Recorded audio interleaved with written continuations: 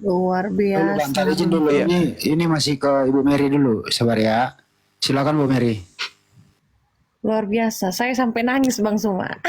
Allahu Akbar, Masya Allah, Subhanallah. Oh, luar biasa. Ada lagi teman-teman, silakan. Di sini ada Dinda Ustadz Oke, Bang Alif, Kris guru dulu kita. sebelum saya satu Selamat malam, pertanyaan Mas sebelum Zuma. saya turun. Silakan Bang. Tadi Mas Zuma telah banyak menjelaskan Islam itu kan kata Mas Zuma jalan keselamatan. Ya, Nah, sekarang saya bertanya, tadi Mas Zuma kan telah banyak menjelaskan keselamatan dalam kelamin pria Islam dengan berpoligami. iya. Sekarang coba jelaskan perkara dan contoh agama Islam menyelamatkan umatnya untuk membantu masyarakat miskin yang tertindas agar mereka selamat. Coba jelaskan Mas Zuma. Iya. Baik. Jadi di Islam itu Bung, ada yang disebut infak, ada yang disebut sedekah, ya, ada yang disebut zakat. Itu semua dimanfaatkan kemudian untuk kemaslahatan umat. Itu dalam Islam. Jadi kalau perkara seperti itu di Islam itu lengkap ajarannya. Orang-orang miskin disantuni, janda-janda tua disantuni. Zakat Bung, zakat itu diberikan kepada mereka. 4 komponen, diantaranya fakir dan juga miskin. Itu. Tapi kan kita tahu Mas Zuma, di Indonesia ini terbanyaklah orang miskin gitu. Apakah itu ajaran keselamatan? Mayoritas yang miskin itu Islam.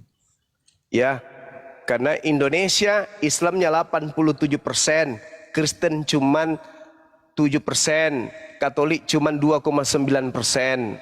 Coba Anda lihat negara-negara Kristen yang mayoritas Kristen, yang miskin siapa?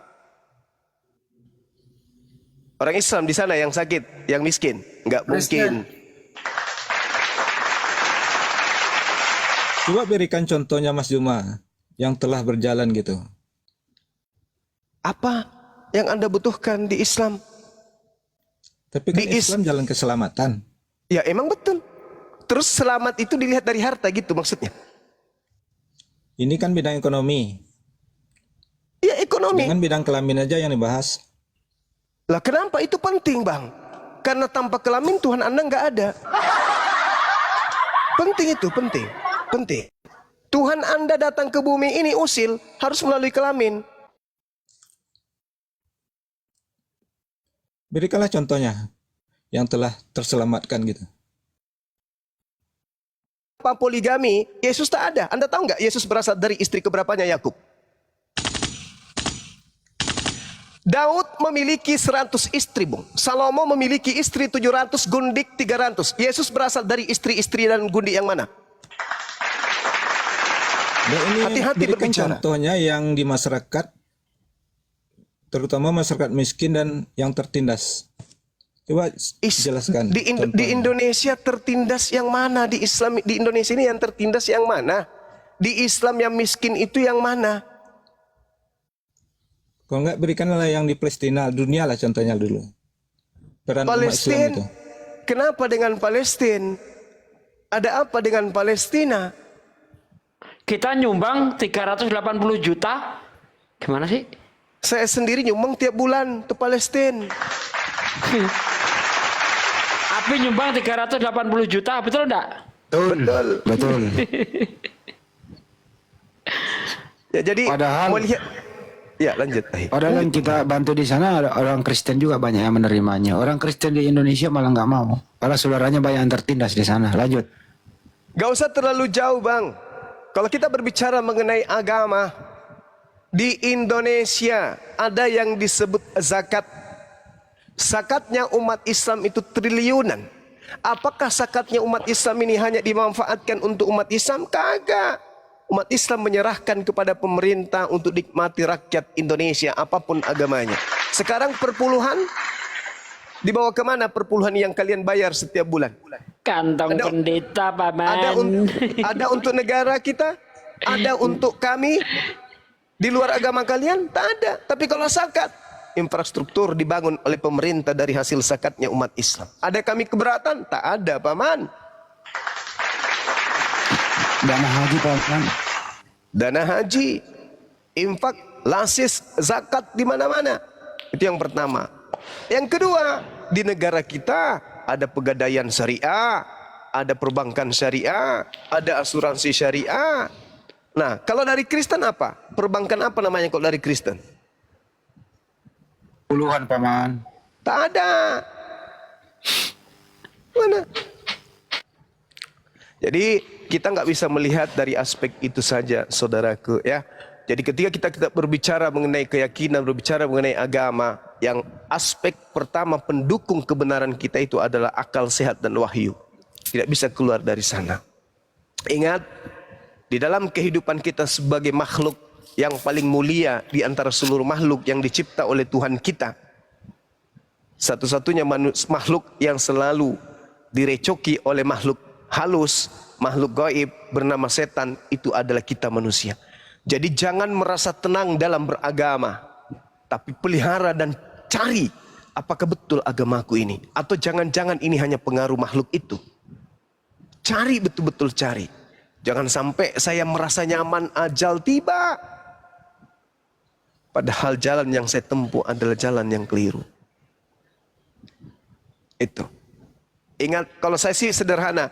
Saya memualafkan orang, saya tanya gini. Bung, kamu baca Bible, kitab Kejadian? Baca. Sampai mana kamu baca? Udah baca semua, Bang. Oke. Sekarang saya tanya samamu. Ketika Adam dicipta di Gan Eden, taman di Eden, Gan bi Eden dalam bahasa Ibrani. Sudah ada manusia pembisik di tengah-tengah dia? Di kiri kanan Adam, ada manusia pembisik? Belum ada. Ada kehidupan modernisasi yang melupakan dirinya kepada Tuhan? Enggak ada. Jaraknya dengan Tuhan ketika yang menciptakan apakah jauh? Enggak. Malah di Bible katanya Tuhan ya berbicara langsung dengan Adam. Oh, berarti dekat? Dekat. Dia sudah terpengaruh dengan zaman modern? Tak ada. Dia sudah terpengaruh dengan mall? Tak ada. Game? Tak ada. TV? Tak ada. Komputer? Tak ada. Ada berapa banyak perintah dan larangan dari Tuhan untuk Adam? Tak banyak. Ada nggak larangan? Ada. Berapa? 1. Apa larangannya? Jangan makan buah. 1 aja. Di zaman di mana dia di Gan Eden. Iya. Belum ada pengaruh dari manusia. Ya. Lalu yang mempengaruhinya siapa? Iblis katanya. Adam lihat iblisnya? Kagak. Kenapa enggak? Karena dia hanya dibisikkan. Jatuh Adam, jatuh. Lalu dibuang ke bumi. Kita keturunannya, yes. Apakah iblisnya berhenti? Tidak. Iblisnya bekerja seperti apa? Banyak katanya. Karena iblis itu semakin banyak manusia semakin banyak. Lalu apakah iblisnya itu murni hanya iblis? Tidak menggunakan, memanfaatkan makhluk lain yang sudah digodanya untuk menggoda kita. Diam dia. Saya katakan sama dia di dalam Al-Quran, inna kaidah syaitan kana da'ifa. Iblis itu menggoda, godaannya lemah, bisikannya lemah. Iblis itu lemah bisikannya. Tetapi yang membuatnya kuat adalah wakil-wakilnya di atas muka bumi yang ada di sekeliling kita. Siapa wakilnya? Manusia-manusia yang sudah diperdaya. Dialah itu. Kalau Islam yang salah, maka wakil iblisnya itu adalah para ustadz, para dai, para pendakwah. Tapi kalau Kristen yang salah, maka wakil-wakil setannya itu adalah pastor, pendeta, dan seterusnya. Penatua dan seterusnya. Kenapa? Karena mereka yang punya kemudian kekuatan untuk menggalang jemaat. Ketika mereka berhasil, maka iblis berhasil. Wakilnya antara ustadz dan pendeta. Karena setan itu lemah. Yang membuatnya kuat adalah saudara-saudaranya. Pasukan-pasukannya di lapangan. Maka yang terjadi, manusia menyesatkan sesamanya manusia. Al-Quran sudah menggariskan itu. Minal jinnati wan nas. Dari golongan jin dan golongan manusia. Dari golongan iblis dan golongan orang kafir. Ini Al-Quran. Ini yang diterangkan dalam Al-Quranul Karim.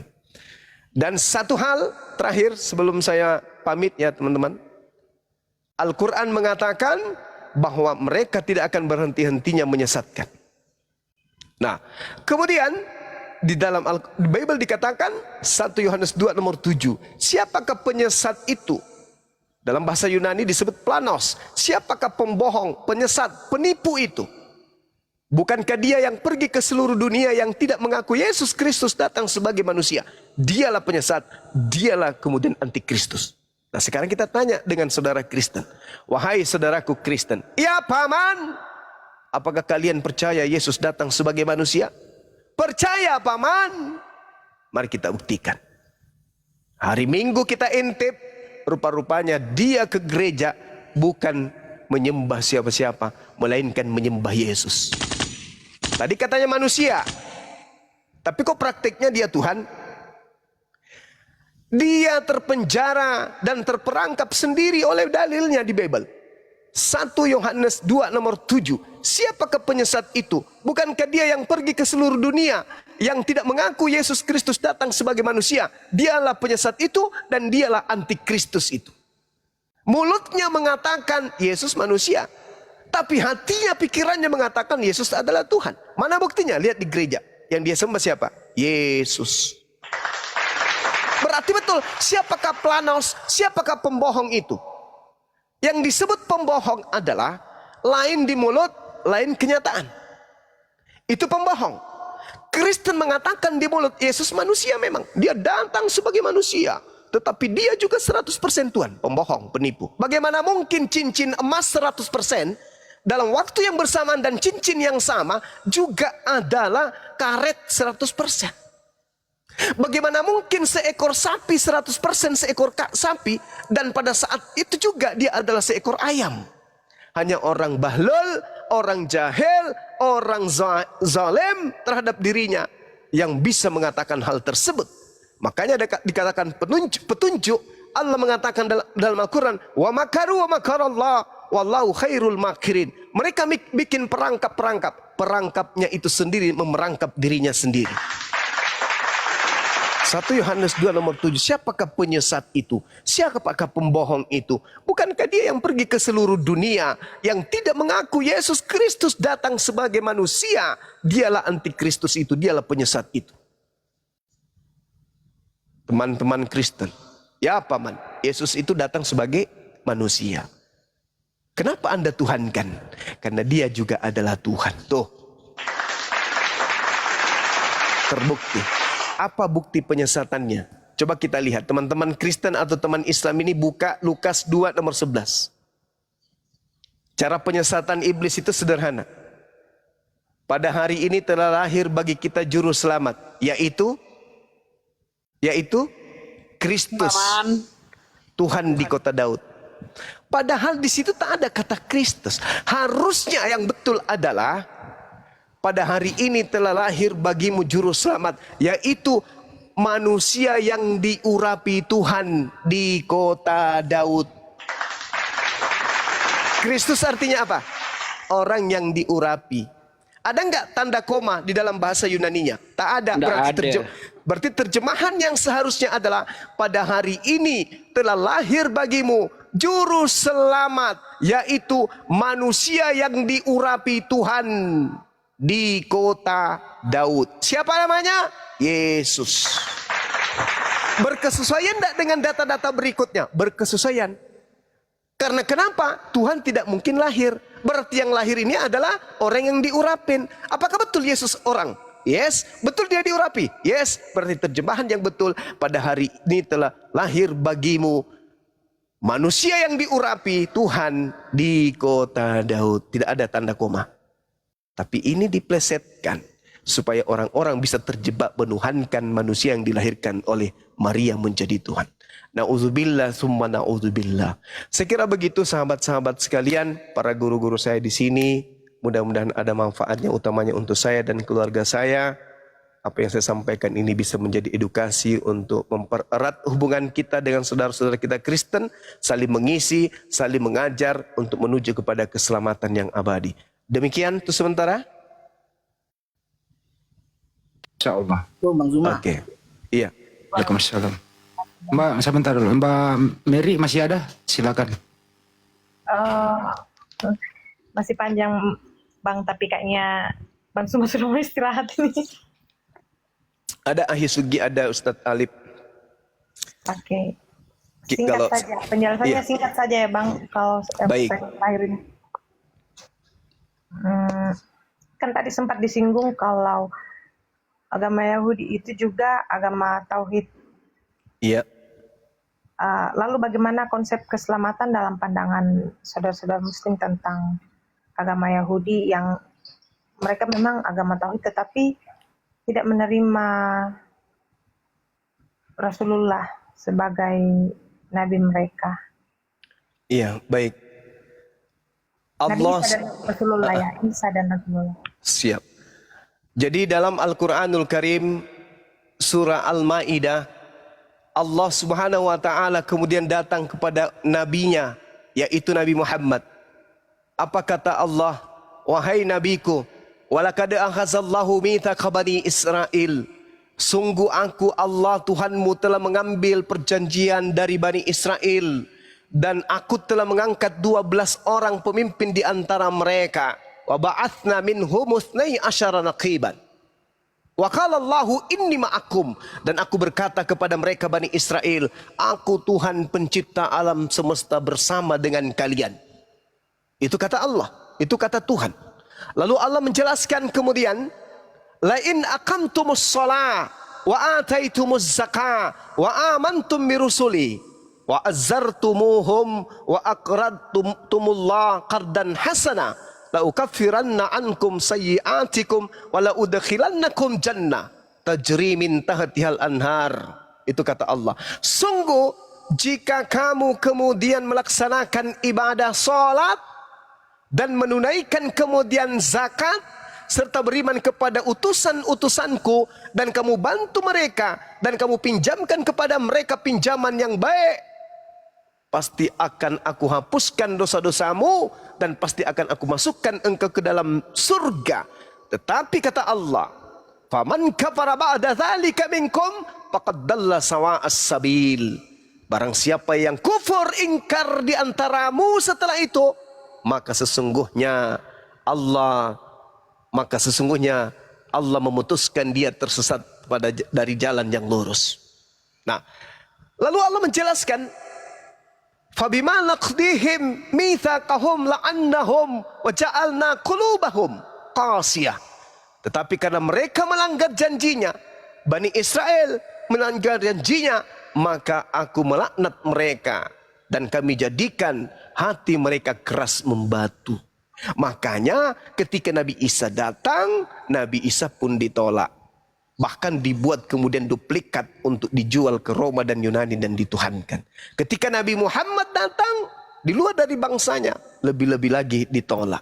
Itulah yang diterangkan. Makanya Allah menyeru di dalam Al-Quran di ayat selanjutnya, ya ahlal kitab, qad ja'akum rasuluna yubayyinu lakum katsiran mimma kuntum tuhfuna minal kitab wa ya'funa an katsir. Qad ja'akum minallah nuru wa kitabun mubin. Wahai ahli kitab, wahai orang Yahudi, wahai orang Nasara, Rasul kami Nabi Muhammad telah datang kepadamu, menjelaskan kepadamu banyak hal dari isi kitab yang kalian sembunyikan, dan banyak yang dibiarkan untuk tidak dijelaskan. Sungguh telah datang kepadamu cahaya, yaitu Islam, dan kitab yang menjelaskan, yaitu Al-Quran. Yahdi bihil man ittaba ridwanahu subulas salam. Dengan Al-Quran itu, wahai ahli kitab, Allah memberi petunjuk kepada orang yang mengikuti keridaannya kepada jalan keselamatan. Jadi tadinya Allah bersama dengan mereka, tapi mereka ingkar. Makanya di dalam Ulangan 34 Nabi Musa berkata apa? Sedangkan aku masih hidup bersama-sama dengan kalian, kalian sudah memperlihatkan ketegaran tengkukmu kepada Allah, apalagi nanti ketika aku mati. Itu kata Nabi Musa. Di dalam Al-Quran juga begitu.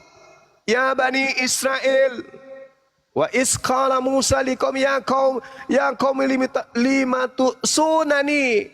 Wahai kaumku Bani Israel, mengapa engkau selalu menyakiti aku? Faqad ta'lamuna anni, padahal engkau tahu aku ini sesungguhnya adalah rasul ilaikum, untuk kalian. Kenapa kau sering menyakiti aku, kata Nabi Musa. Al-Quran menjelaskan itu. Dan Nabi Musa pun di dalam Bible menjelaskan itu. Mereka pembangkang. Begitu Nabi Musa menerima wahyu, dia membuat kemudian tuhan-tuhanan dari emas berbentuk patung lembu dan seterusnya. Mereka selalu ingkar. Itu yang diterangkan oleh Al-Quran. Sehingga Allah mengutuk mereka. Namun demikian Allah masih menyeru, wahai Bani Israel, kesini. Telah datang Rasulku Nabi Muhammad, ikutlah kepadanya menuju kepada jalan keselamatan. Kalau Bani Israel aja, saudariku, bangsa yang diutus kepadanya beberapa nabi dan kitab suci saja diperintahkan ikut kepada Nabi Muhammad. Lalu bagaimana dengan kita yang tak pernah diutus Rasul kepada kita dan sebuah kitab?